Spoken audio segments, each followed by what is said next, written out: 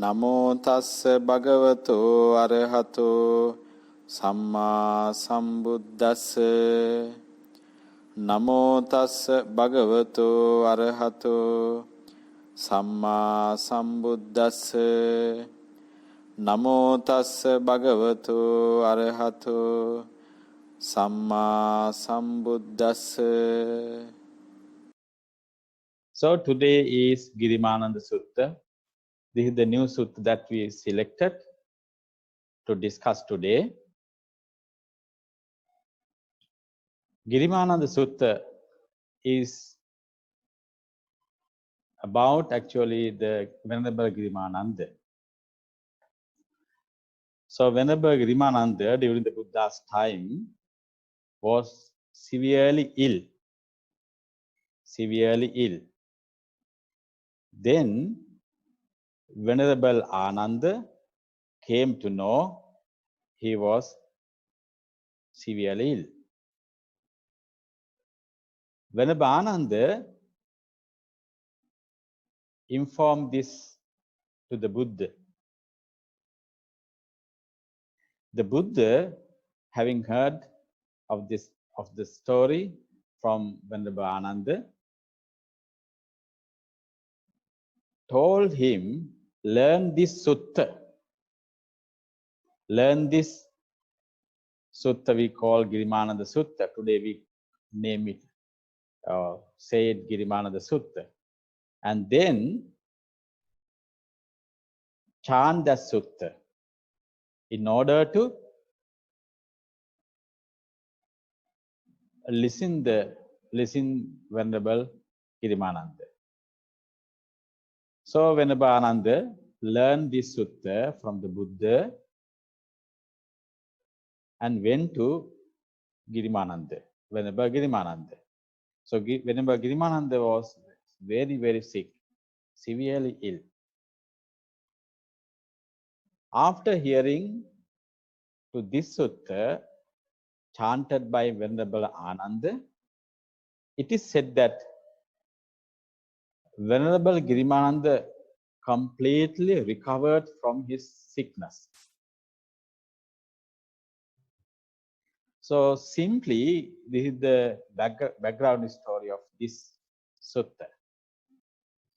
So I think you know very well, in our Buddhist countries, we chant many suttas in order to bless sick people. You know already some of the suttas. Ratana Sutta is well known, very familiar, even during these days. Ratana Sutta is uttered, chanted by many monks even nowadays in Sri Lanka. And also Bojjhanga, there are 3 Bojjhanga Suttas. Bojjhanga Sutta. And then Metta Sutta, 𝗕𝗵𝘆. So these are the suttas especially chanted in order to bless sick people. So that is our tradition, Buddhist tradition, that we chant these suttas very often. Now we have to understand these suttas full of Dhamma factors. So these are not mantra that does not give any sense. Sometimes you know the mantra you do not know, just you chant. Suttas is not like that. When we go through the sutta, we can understand each and every sutta. Mostly they are about enlightenment, understanding of the true nature of life and world. So therefore, we have to understand suttas. blessing is actually our primary task. Our main task is to understand the Dhamma. When we chant the suttas with meaning, that means when we chant the suttas meaningfully, actually we can truly have that blessing. Ultimate blessing, what the Buddha expected from the suttas, can be obtained by chanting with the meaning. That is why today I selected this sutta, Girimananda Sutta, and then from today onwards, we are going to discuss this sutta a bit by bit.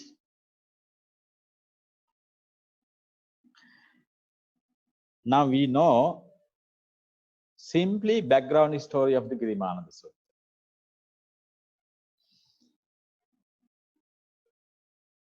Then now we are going to discuss about the content of the sutta. And before that, I must tell you, let us go to the content of the sutta.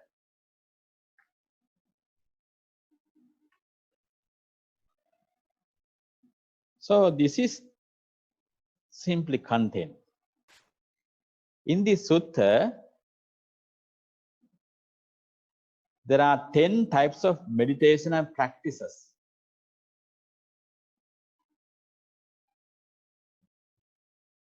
Whenever Ananda learned from this sutta from the Buddha, and then actually chanted and taught this sutta to Venerable Girimananda. We have to understand all these, especially suttas were chanted by the monks, especially for the monks during the Buddha's time. When you think about the especially 3 Bojjhanga Suttas, and also this Girimananda Sutta, for the sake of monks' well-being, recovery of sicknesses. Then we can understand monastics have the understanding of, basic understanding of the Buddha's teaching. Therefore, it is necessary to have a basic understanding of the teaching of the Buddha for everyone. We as Buddhists, we must have a basic understanding of the Buddha's teaching. For an example, 4 Noble Truths, 3 characteristics, dependent origination. We must have at least mere knowledge.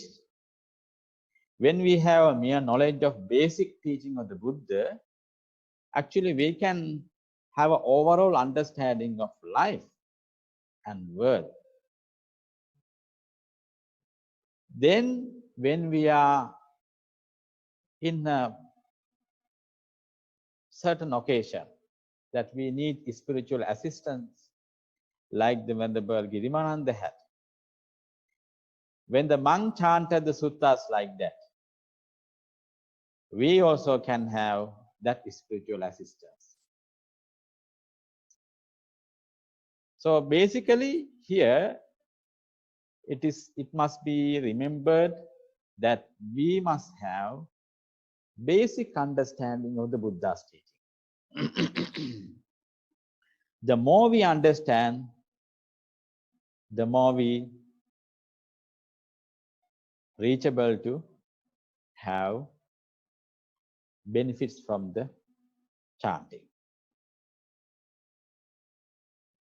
So anyway, so this is the content of the sutta. Aniccasaññā, anattasaññā, asubhasaññā, ādīnavasaññā, pahānasaññā, virāgasaññā, nirodhasaññā, sabbaloke anabhiratasaññā, sabba sankharesu aniccasaññā, ānāpānasati. These are different types of meditation practices. You can see this here translation. Perception of impermanence, aniccasaññā. Anattasaññā, perception of absence of soul or self. Asubhasaññā, perception of impureness, loathfulness. Ādīnavasaññā, perception of drawbacks or disadvantages of sensual pleasure. Pahānasaññā, the perception of abandoning. Virāgasaññā, perception of dispassion. Nirodhasaññā, perception of non-delight in the whole world.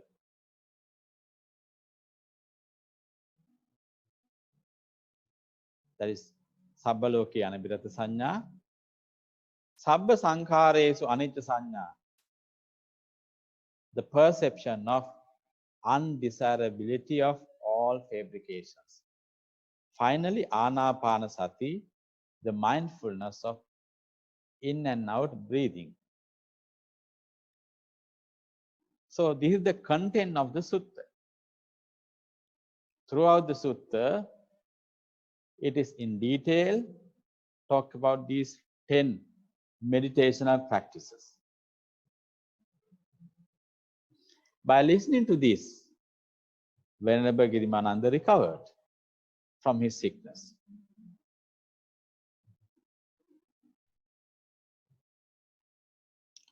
Today, I am not going to talk all these meditational practices.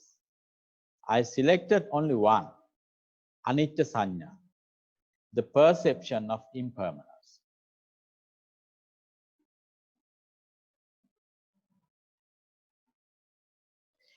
The perception of impermanence, aniccasaññā. You all know what is anicca, impermanence.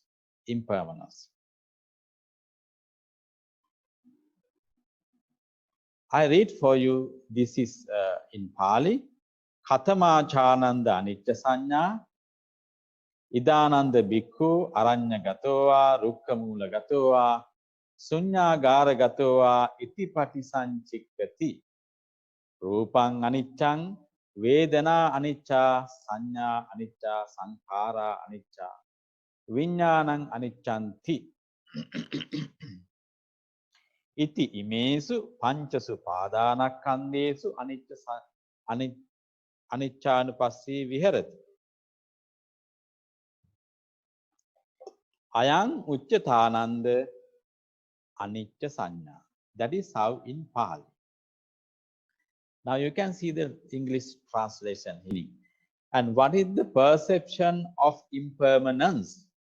There is the case where a monk, having gone to the wilderness or forest, to the shade of a tree, or to an empty building, aranyagatowa, rukkhamūlagatowa, suññāgāragatowa is the usual Pali phrase describing the monk's meditational background. Reflects thus. Rupang aniccaṃ, form is impermanence, feeling is impermanence, vedana anicca, saññā anicca, perception is impermanent. Fabrications are impermanent. Consciousness is impermanent. Thus, he remains focused on impermanency with regard to the 5 clinging aggregates. This ananda is called perception of impermanency. So, this is how the sutta explains the perception of impermanence. Now, I would like to share with you our perception almost all the time is with permanency. We all the time create permanent everything.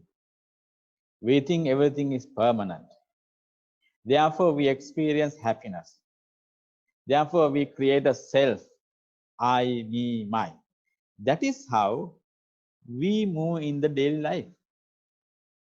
Whatever I see, hear, taste, contact with body, and thinking, all these our sensory experience, we think in terms of permanency.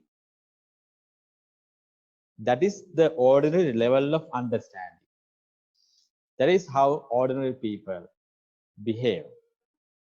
So, this ordinary nature of ours has to be changed. Why? Why should we change this perception? Perception of permanence. That is because this is not the true nature of the world and life. True nature of world and life, or we call our experience, it is impermanence. So in the world, we know, according to the teaching of the Buddha, everything is impermanence. Nothing is permanence. So when we have a perception of permanence, then actually, then what happened? We have to face world nature. What is the nature? It turns other ways. It changes. We are thinking certain things that we associate, that we use permanence. Then suddenly, those things, those people change rapidly. Then what happened? We experience totally different thing that we never thought of such. Then we experience suffering, dukkha. So then our understanding, our attitude must be changed with regard to the true worldly nature.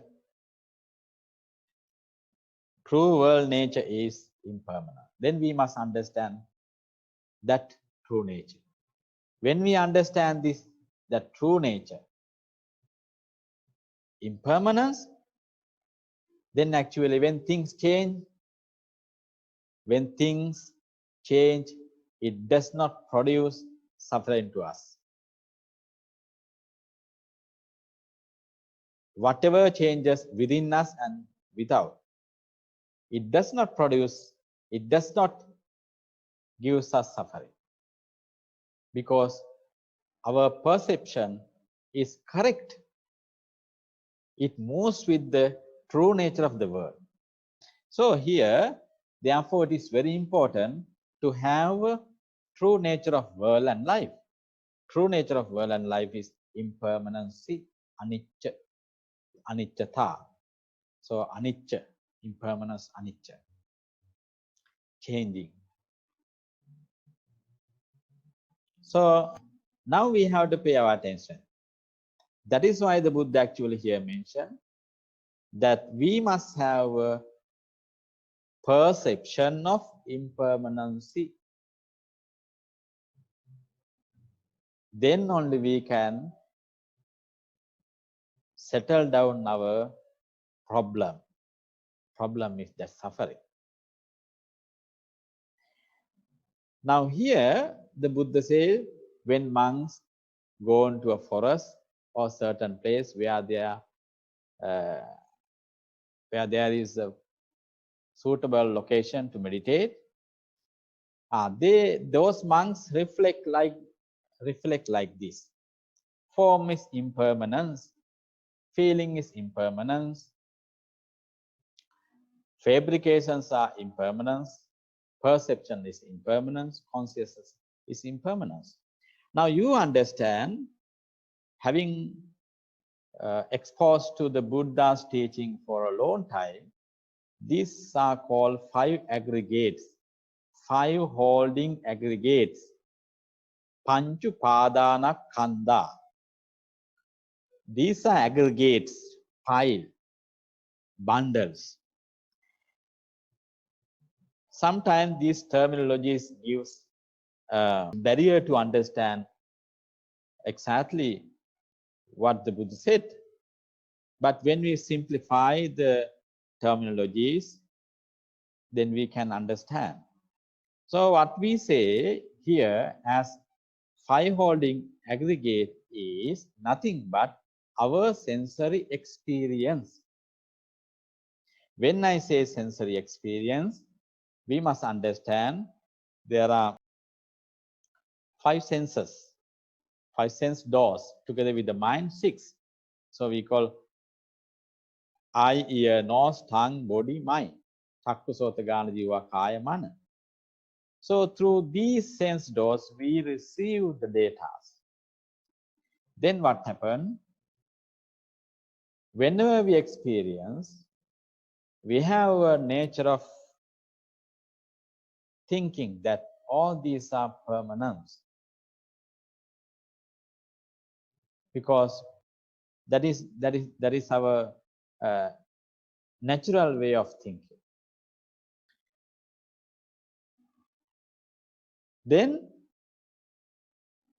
this is what is called actually five aggregate, five holding aggregate.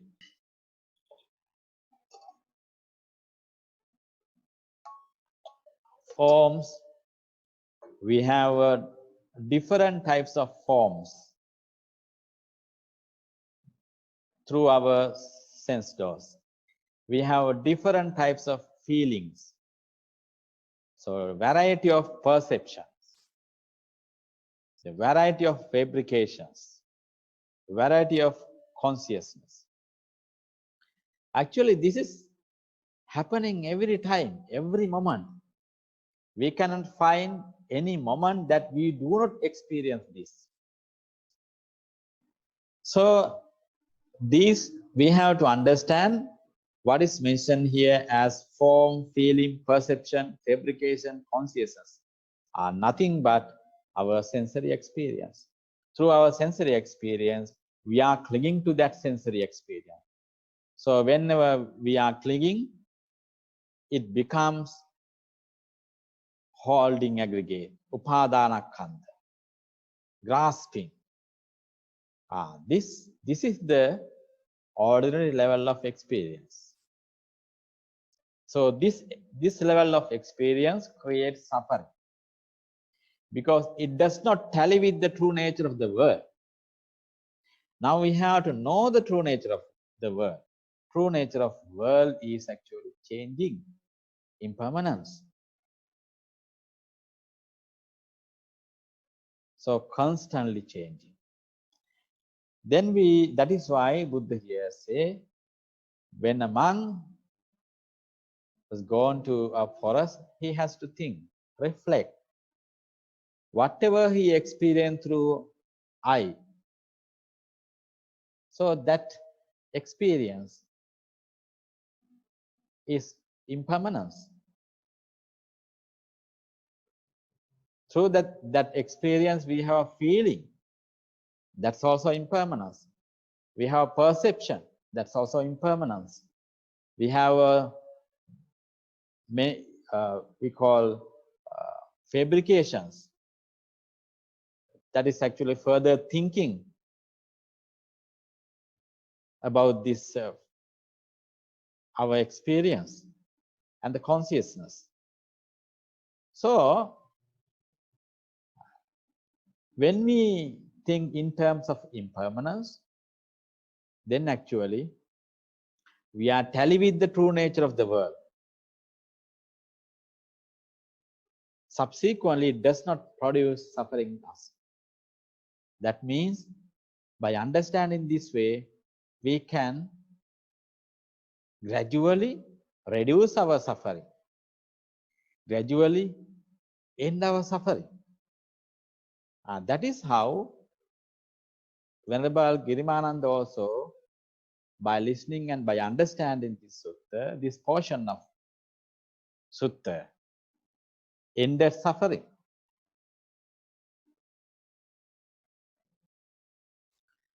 So that is the perception of impermanence. Impermanence. So, aniccasaññā. But the thing is, sometimes in an ordinary level, we used to think that thinking impermanence gives us unhappiness, which is not a true or correct. It is not a truth actually. When we understand this true nature, we can really deal with the situation. We can really deal with any situation without hesitation, without wavering. So that is why this is very important to know and to have a perception of impermanence. So we must inculcate within us this practice. Today we are undergoing a different experience. You know, entire world has to stop all kind of plans. All the companies, they have temporarily stopped their working. All the governments in the world have temporarily stopped at this moment. This is a very good opportunity to understand this true nature. You might have a lot of plans for your future, but these plans cannot be carried out as we plan them. That means this is the true nature. It does not mean we must not have a plan. Having a plan is not a problem, but we must understand all these subject to change. All these subject to impermanence. When we plan everything with this understanding, then actually it does not produce suffering. Because we understand things are impermanent. Things does not go in our way. It is just like sailing in a boat. You know, sailing or in a boat, or it all the time shaking the boat. We must know move with the boat without falling down. Knowing that boat always shaking in accordance with the waves of the on a river or sea. Whenever waves changes, the boat also change. We also change. We also move. We also trembling, wavering. So in the same manner, when we understand that, we can move with that. We can move with that. So at least with the understanding of merely having a knowledge level of this understanding gives us satisfactoriness. And that help us to deal with the situation. So therefore, this is a very good time. Now we all are at home. We are instructed to stay at home. Stay at home safe. Then actually it is the only Dhamma that can help us in this way. We understand we cannot do the things as we did earlier. This is a good time, good opportunity to understand real impermanence. So therefore, this sutta is a wonderful sutta. As knowledgeable Buddhist, we must again and again go through the basic teaching of the Buddha. It is called 𝗵𝗊𝘀𝗀. Do you have any questions? If it is not very clear, you can ask.